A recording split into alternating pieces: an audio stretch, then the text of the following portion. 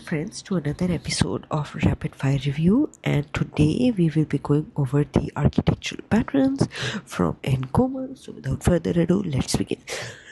So if I see a central triangle of neurofibrillary material, and around this central triangle of fibrillary process or neuropil the cells are arranged, then the type of architectural pattern is homoeroid rosette, also known as fibrillary or neuroblastic rosette. This type of tumor is pathognomic for neuroblastic tumors, and the example of these tumors are, I remember with the mnemonic, man power, so M for medulloblastoma, N for neuroblastoma, P for pnet, P for pineoblastoma, and R for retinoblastoma. If I see a central vessel, and around the central vessel there are fibrillary processes arranged like the spokes of a wheel, then the pattern would be perivascular pseudo-rosette. And the type of tumors where this type of pattern would be present, the mnemonic would be ECMNP. So E for ependymoma, C for central neurocytoma, M for medulloblastoma, N for neuroblastoma, and P for pnet. So if I say that there is a central lumen and the glands are basically, cells are basically arranged around the central lumen, then the pattern would be luminal rosette. And this is different from a gland in that these cells are not surrounded by a basement membrane, and the cells as compared to each other are stratified, whereas that in a gland the cells are surrounded by basement membrane, and relative to each other the cells are aligned and not stratified. An example of the tumors that have luminal rosette are, the mnemonic is ERN, ERN, and E for ependymoma, R for retinoblastoma, and N for neuroendocrine neoplasm such as carcinoid and islet cell tumor. If I see a pattern that is resembling the lung alveoli, in which the nests of cells are centrally discohesive and falling apart, and there are empty spaces that like lung alveoli, then the pattern would be alveolar. An example of this pattern would be alveolar soft part sarcoma. Whereas if I see that the cells are arranged in the form of islands, and the islands have small tightly packed cells, they might or might not have peripheral palisading of the cells, then the pattern would be basaloid pattern, and an example of it would be basaloid squamous cell carcinoma. If I see branching crow-fleet-like anastomosis of vessels, network of vessels, then this pattern would be chicken wire, and the examples of this pattern would be, so there are three examples, which are the calcifications that are present in chondroblastoma, along with the vessels that are present in myxoid liposarcoma and oligodendroglioma. If I see perforations like that of a sieve having a Swiss cheese-like appearance, then the pattern would be cribriform, and an example of this pattern would be adenoid cystic carcinoma. If I see that the cells are falling apart into single cells, then the pattern would be discohesive or disheesive, and an example of it would be lymphoma. Whereas if I see the bundles of muscles, such as those that are present in a muscle vesicle, and the bundle of muscles can be in unison in one direction like a school of fish, or they may intersect perpendicularly, or they may intersect at acute angles, that some are going like this, some are going like this. Once they intersect at acute angles, this is known as the herringbone pattern of tumor known as fibrosarcoma. Whereas if there are vesicular, the pattern would be vesicular and the cells are streaming in one direction, then an example of it would be leiomyosarcoma. If I see undulating appearance as in a festoon or garland, that is an ornament that is suspended between 2 points, then the pattern would be festoon-like or garland-like. And the examples of this pattern would be three examples of this pattern would be: number one, the projection of dermal papilla into the blister cavity that is present in some molluscan diseases such as pemphigus vulgaris. Number two, these are the undulating cell ribbons such as in carcinoid or granulosa cell tumor, or number 3, there is a necrotic center and the tumors are projecting into the necrotic center such as that of colon carcinoma and epithelioid sarcoma. So if I see complex intertwining threads of cells that are present as in filigree style of jewelry, then this complex intertwining papilla pattern is known as filigree like pattern. And examples of tumors that have this pattern are two examples of tumor that have this pattern are number 1, complex intertwining papilla in micropapillary carcinoma, and number 2, tumor cells that are invading in complex cords such as the filigree pattern in Ewing sarcoma. If I see that the tumor cells are forming glands, this pattern is known as glandular pattern, and sometimes it is also known as the tubular or the ductular pattern. An example of this pattern would be endocarcinoma of the colon. If I see large confluent over areas of necrosis in an irregular outline, such as they are resembling the outlines of the content of a map, where the water would be the viable tumor and the areas of the land would be the areas of necrosis, then this pattern would be geographic pattern, and an example of this would be granulomatous with polyangiitis, also known as vaginal granulomatosis. If I see tumor cells that resembling a glomerulus, a tuft or tangle, and these can be, as I said, they can be epithelial structures or there can be vascular structures that are protruding into a clear lumen, then the pattern would be glomeruloid. And the example of tumors would be number 1, the two example of tumors would be number 1, glomeruloid epithelial structures as in prostate cancer, and glomeruloid vascular proliferations as in glioblastoma. If I see ribbons or cord of cells that are undulating and form loops, then these loops resemble a topographic map, then the pattern would be Gyniform, also known as watered silk or moire pattern, and an example of this tumor would be carcinoid tumor.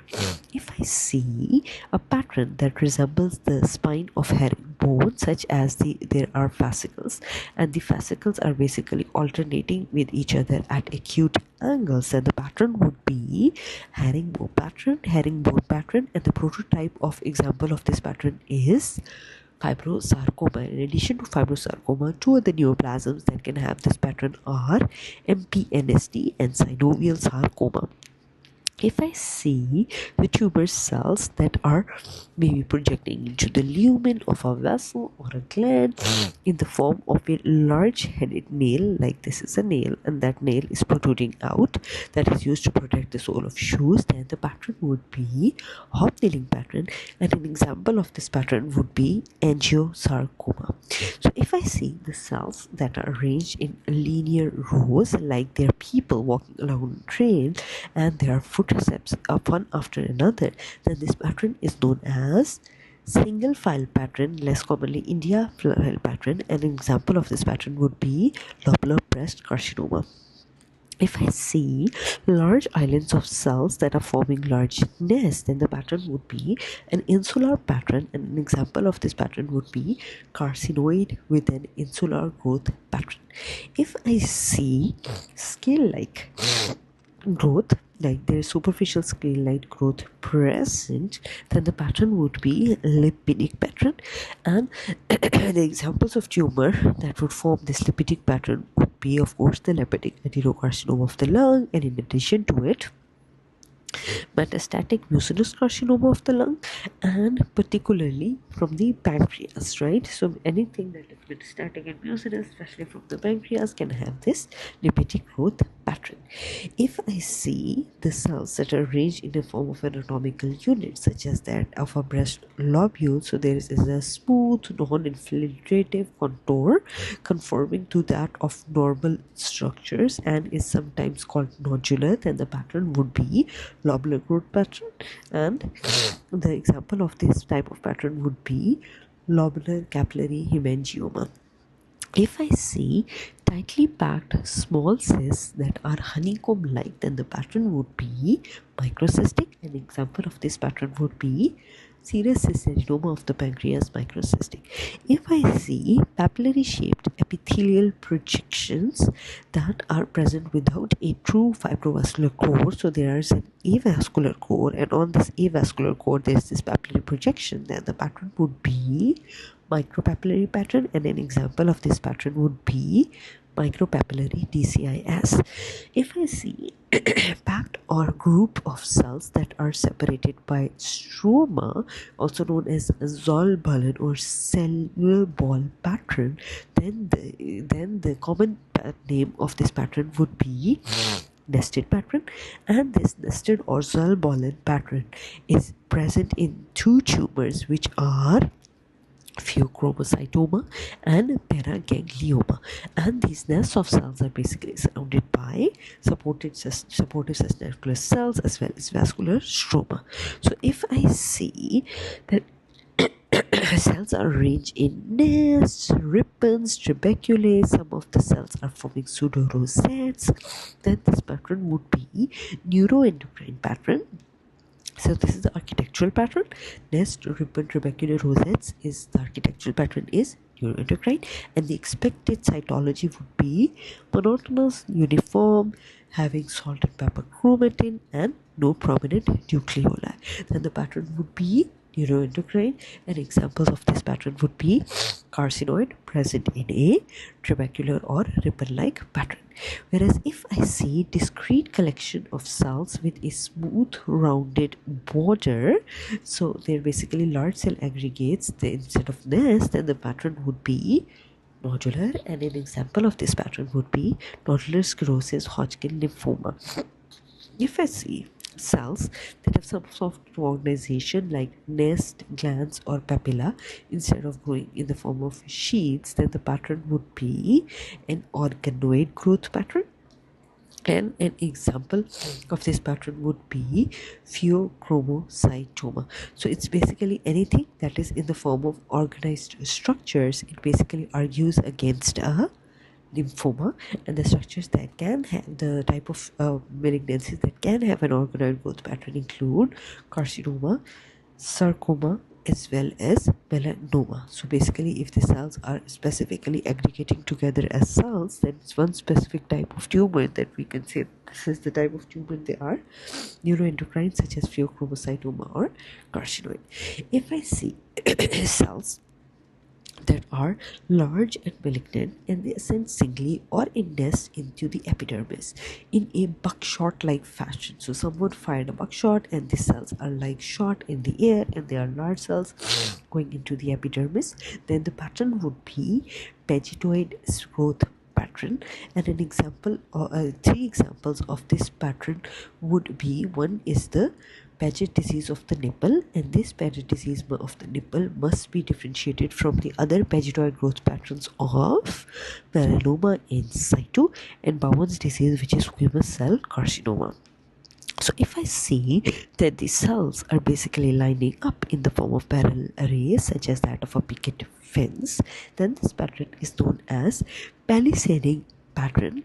And this palisading pattern is commonly present in basal cell carcinoma, but can also be present in spindle cell neoplasm such as that of a schwannoma, and the histiocytes may also palisade, and this example will then be present in a palisading granuloma such as that of a rheumatoid nodule.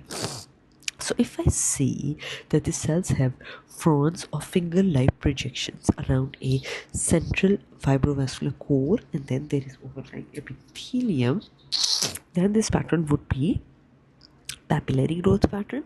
If it grows endophytically, that is, it goes inside, then the pattern would be an inverted papillary growth pattern, and an example of it would be inverted papilloma of the bladder or the sinuses. And an example of a simple papillary pattern would be the thyroid carcinoma. So if I see peritheliomatoous growth, so the tumor cells are basically viable around a vessel, but they are necrotic away from the vessel. Viable around the vessel, necrotic away from the vessel. Then the type of growth is known as peritheliobetous growth. Peritheliobetous growth, and the example of the tumor cells, which tumors which have this peritheliobetous growth are melanoma, small cell carcinoma, and any high-grade neoplasm that basically outgrows its blood supply, and therefore it begins to become necrotic away from the center. So if I see the cells resembling or forming a plexus, which is interwoven network similar to a bag of worms, then the pattern would be a plexiform pattern, and an example of this would be a plexiform neurofibroma. If I see the tumor cells forming a net-like structure, complex lattice or spider web that may resemble irregular honeycomb with spaces of variable sizes and shapes. So it's an irregular honeycomb, spaces are of various sizes and shapes. There's a net-like pattern. Then this pattern is known as reticular or a retiform growth pattern. And the classic example of the tumor which can have this growth pattern would be that of a yolk sac tumor, whereas this pattern can also be present in the connective tissue reticular framework in the liver, spleen, or the lymph nodes. So all those organs that have the hematolymphoid system. So if I see there is a circular arrangement of different cells or parts around a center, such as that of the petals of a rose, then this pattern would be a rosette growth pattern. And this rosette growth pattern is basically seen in the tumors such as ependymoma. Number 2, it can also be present in tumors of neuroglial differentiation, as we already discussed, like ependymoma, central neurocytoma, neuroblastoma, neuroendocrine tumors, medulloblastoma, pineoblastoma, PNET, and can also be present in non-neuroglial tumors, such as number 1, thymoma, and number 2, granulosa cell tumor, which can have these called external bodies. And why is this called a pseudo rosette? When is this called a pseudo rosette? When is this called a true rosette? So a pseudo rosette is when it is around a perivascular, like around a particular vessel, then it's called a pseudo rosette. Whereas when it is true rosette is when it is not surrounding a central vessel. Okay, so if I say spindle cell-like growth in a carcinoma or mesothelioma, this is known as sarcomatoid growth pattern, and an example of it would be sarcomatoid renal cell carcinoma. If I see snake serpent-like undulating wavy nuclei, then the pattern would be serpiginous or serpentine growth pattern, and an example of this would be the wavy nuclei of neurofibroma. If I see a sea of back-to-back cells and they have no particular architecture, then the pattern would be sheet-like or solid growth pattern, and an example of it would be lymphoma. If I see branching thin-walled vessels that are basically staghorn or antler-like in shape, then then the pattern would be staghorn vessels of hemangiopericytoma-like vessel, and an example of this would be solitary fibrous tumor. If I see short fascicles of spindle cells that intersect or intertwine at various angles, forming a cartwheel, a pinwheel, or a starburst, such as there is a radial orientation emanating from a central common point in the center, then the pattern would be a storiform growth pattern, and an example of this would be DFSP, dermatofibrosarcoma protuberans. If I see the cells that are going together, such as there is cytoplasmic continuity and there are indistinct cell borders, then the pattern would be syncytial pattern, and prototypical example of this particular type of pattern would be number 1, lymphoepithelial carcinoma, number 2, skeletal muscle and the granulomas, and number 3, biliary carcinoma of the breast. If I see a pattern that resembles the growth of cultured fibroblasts in a tissue culture, so they are basically spindle cells that are all loosely arranged, they are randomly oriented, the cells have plump nuclei, and they have dendrite-like extensions of the cytoplasmic processes, then this pattern is known as the tissue culture like growth pattern. An example of this pattern would be inflammatory myofibroblastic tumor. If I see beam-like arrangement of cells in rows, cords, ribbons, or strands, such as there are parallel arrays or tracks, then this pattern would be trabecular growth pattern, and a characteristic example of this tumor would be carcinoid, whereas this can also be present normally in the connective tissue such as the splenic trabecula, or it can be present in the macroscopically in beam-like structures can be present in the trabecular bone. So if I see pointed spire-like epithelium that is covered by hyperkeratosis, so there is abundant keratin, then the pattern would be verrucous, vericoid, verruciform, or warty growth pattern. And characteristic example of this would be verrucous carcinoma, verrucous or warty carcinoma. So okay. So the characteristic features that I can find in this particular entity would be the borders would be broad and pushing.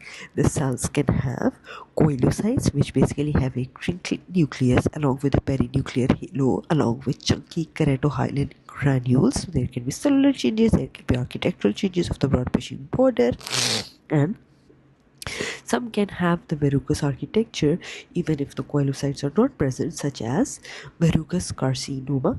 And there can be other HPV unrelated verrucous lesions, which include 3 lesions, which are verrucoid keratosis of the skin, verruciform xanthoma, so keratosis, xanthoma, and dysplasia. They will not have any HPV related effect but are still verrucous. So xanthoma, keratosis, as well as dysplasia. So if I see that the cells have finger-like projections in a particular tumor, then the pattern is known as Willis pattern. This is also known as papillary pattern, and as it resembles the intestinal epithelium, therefore it's called Willis. An example of this would be Willis adenoma, the tubulovillous adenoma of the colon. If I see the cells that are arranged in a spiral or a circular arrangement, such as that of a true 360-degree whirl, then this pattern is known as world growth pattern. And the classic example of this world growth pattern would be a meningioma. And other tumors which can also have whorls besides a meningioma, the mnemonic for it would be if ad. So if they show us an ad, so I would be inflammatory myofibroblastic tumor, F would be follicular dendritic cell sarcoma, A would be rheumatoid fibrous histiocytoma, and then D would be T-differentiated liposarcoma. And this concludes our rapid fire review of the basic principles architectural growth patterns from Ankoma. If you like this video, please like, share, subscribe, and follow for more. And till then, I'll see you in the next video. Till then, happy study.